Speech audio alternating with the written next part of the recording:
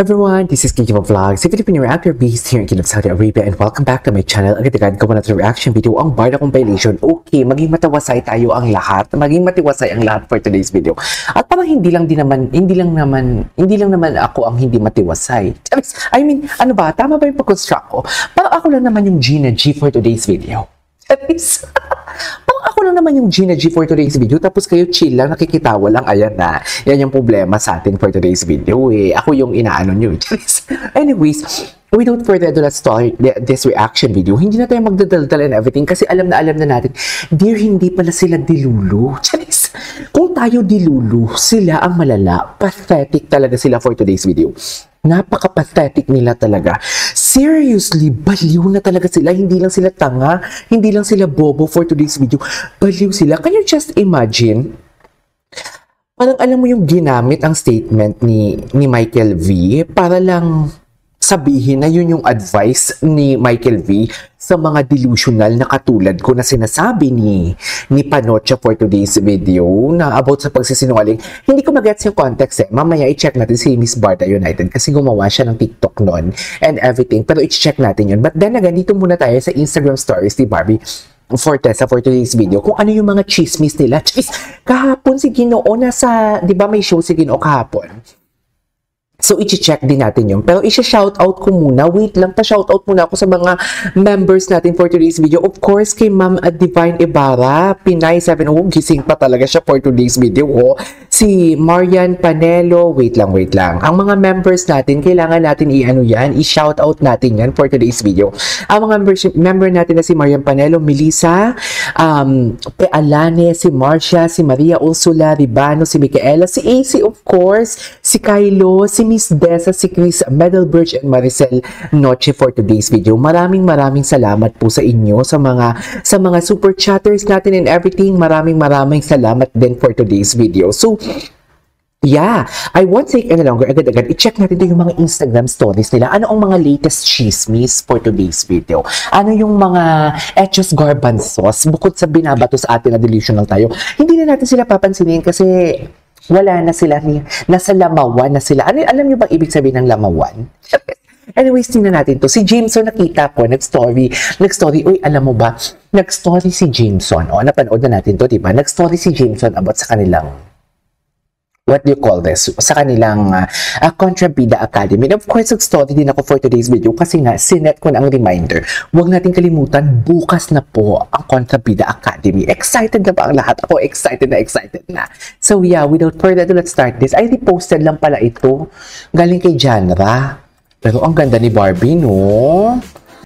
Ang ganda niya talaga. Living Barbie doll talaga siya, actually. Living Barbie doll talaga siya. We cannot deny the fact na living Barbie doll siya. Anyways, alam mo ba, may ichichika ako sa inyo. Bago tayo magsimula ang lahat, iitake lang natin to. Alam mo, bukod sa, what do you call this? Bukod sa, asa na yun? Ay, ang gwapo naman ni David dun. Okay, ipa-flash ko lang to dito ha. Bakit ko nalaman na parang, ano sila, pathetic. Tingnan nyo to. Ipapakita ko sa inyo. Di ba ang sabi ko sa inyo, nakikita namin mga creator kung ano yung, ay, hindi ko na-save. Iba ba yung na-save ko?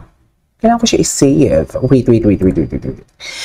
Di ba sinabi ko sa inyo, nakikita namin mga creator kung ano ang, kung sino yung mga nagko-comment and everything. Nakikita namin yan kung ilan yung mga kinoment ninyo. Eto, ipapakita ko sa inyo for today's video. Eto ha. Nakikita nyo ba?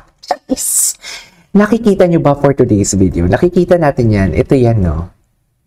Ito yan siya. Kung nakikita ninyo, naka 5 comments yan siya sa atin. Tingnan mo yung mga ugali ng mga basher na yan.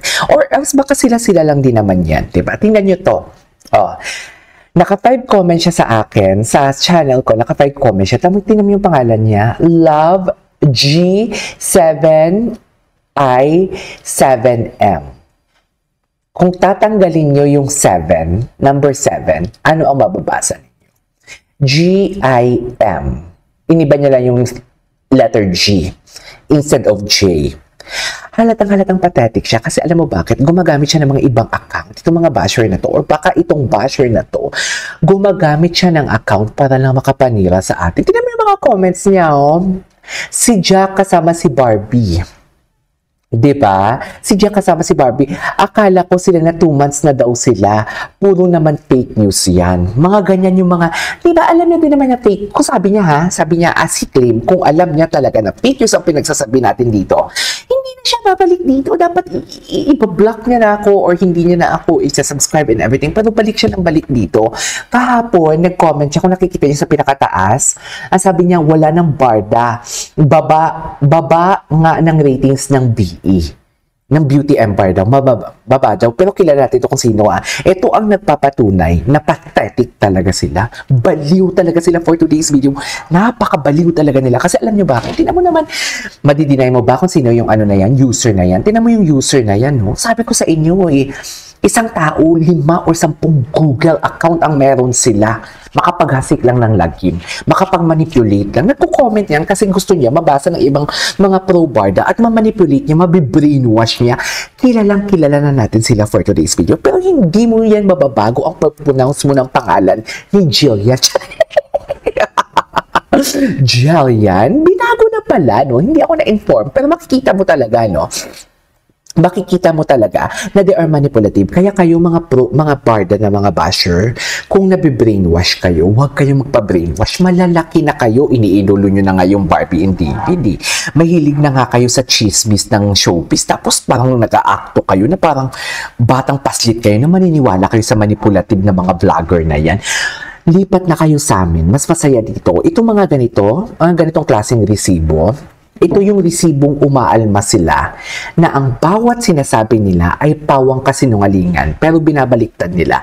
Sila ang nagsasabi sa amin fake news peddler pero sila yung patuloy na umaatake sa amin. Come to think of it, mga barda na basher. Kung fake news man ang mga barda defender, actually, hindi naman ako matatag as fake news talaga kasi wala naman akong ini-spill na tea. Sa totoo lang, hindi ko nga din talaga alam bakit ako natatag na fake news kasi ang mga ginagawan ko ng reaction video is mostly may point of view lang. 'Di ba? Parang sarili kong opinion yon. So parang hindi ko alam kung bakit ako natatag as fake news peddler. Pero ito ang example, ito ang indikasyon for today's video na yung sinasabi ko sa inyo, hindi lang si Barbie, hindi lang si David ang sinisira nila, kundi si Barbie itself. Kahit sabihin nila ina-uplift nila sa channel nila si Barbie. Hindi. Sinisira nila din si Barbie. Sinasabi ko sa inyo. Kaya kung kayo idolo nyo si Barbie, tapos galit na galit kayo kay David dahil na-brainwash kayo, huwag kayong magpadala.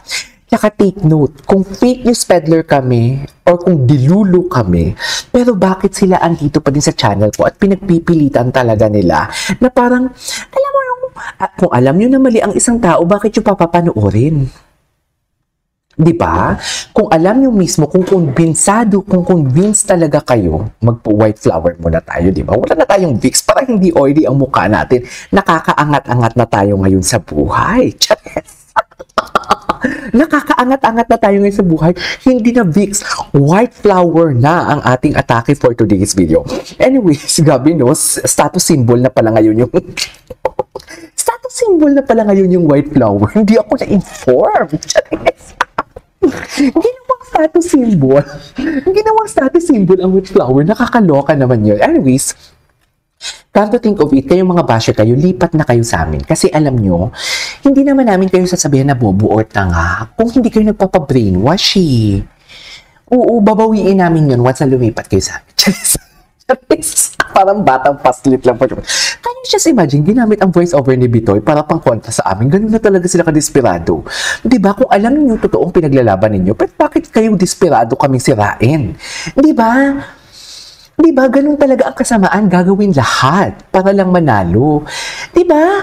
Kung totoo man sinasabi mo, diba kung alam mo yung parang kung totoo man sinasabi mo, katulad ng pinaniwalaan namin, kung totoo man yung pinapaniwalaan namin, or kung ano man yung ginagawa ng reaction video namin, kung ano yung napapanood namin, na parang sweet sila, na parang may something to, though hindi ko naman kino-confirm, nor deny, diba?